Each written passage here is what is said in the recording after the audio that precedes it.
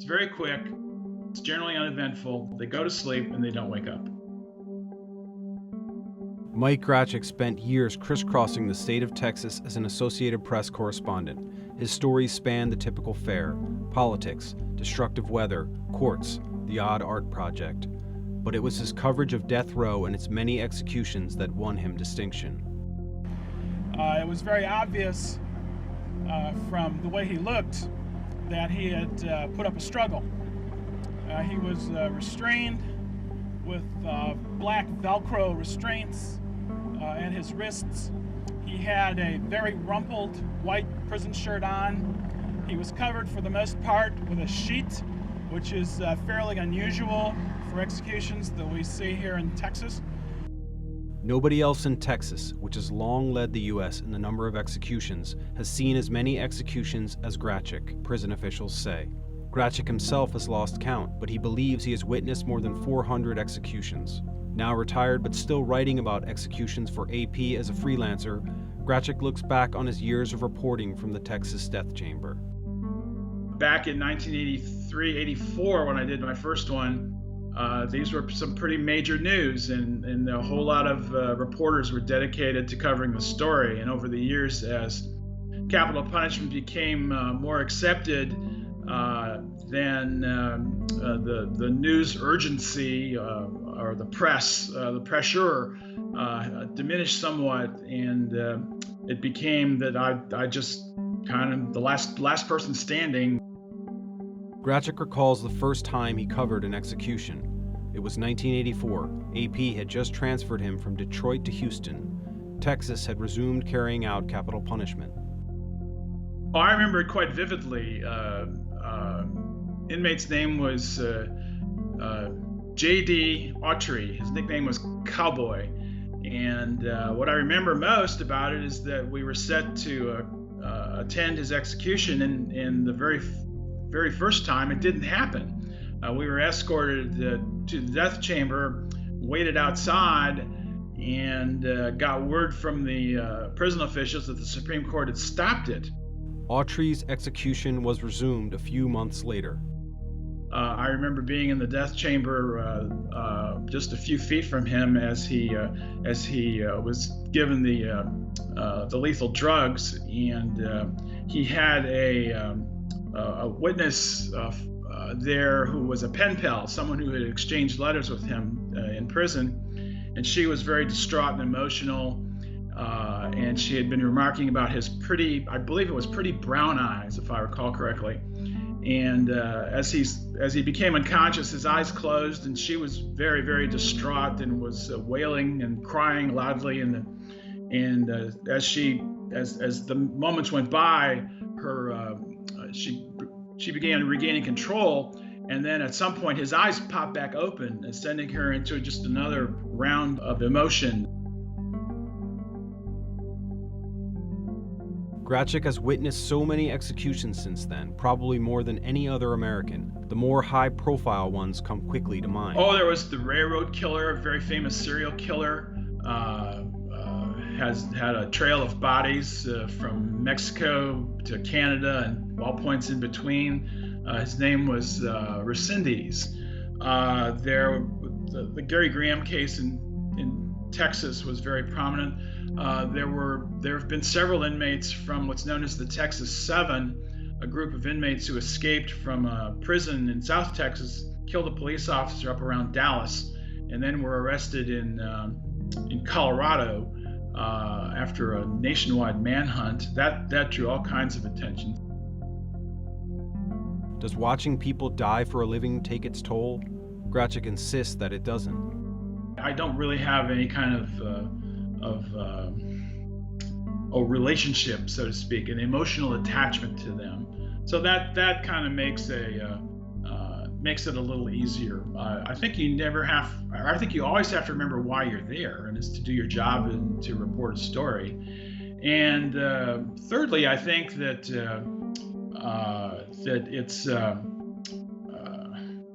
it's like watching somebody go to sleep. It's very. I've heard people describe it as anticlimactic. That it's very quick. It's very antiseptic.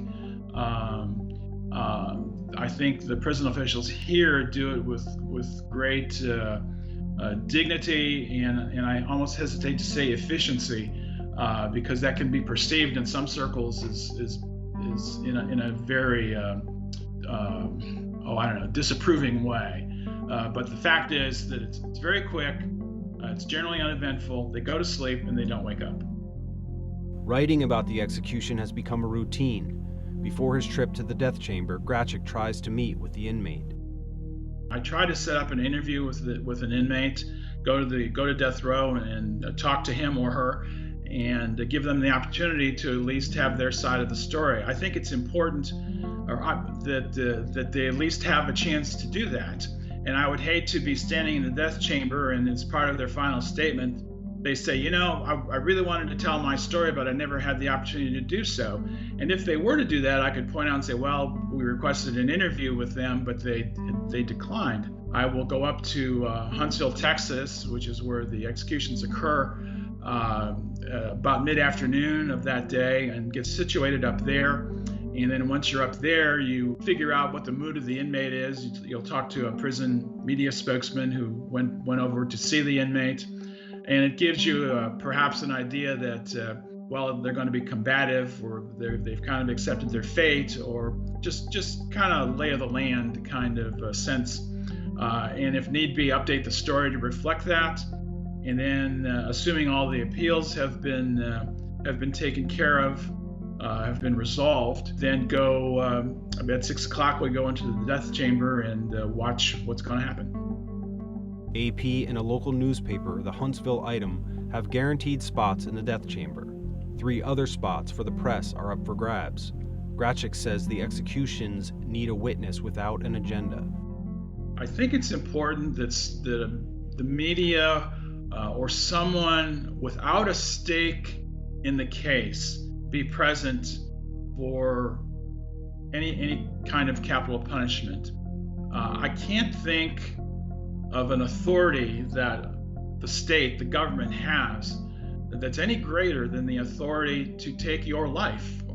And if they're going to do that, I think it's important that someone like me or another reporter who has no side in the case, either the prosecution of the case, or defense of the case, or representing the family or the relatives of the victim, that they be there to ensure that the state is carrying out the duties that they're supposed to.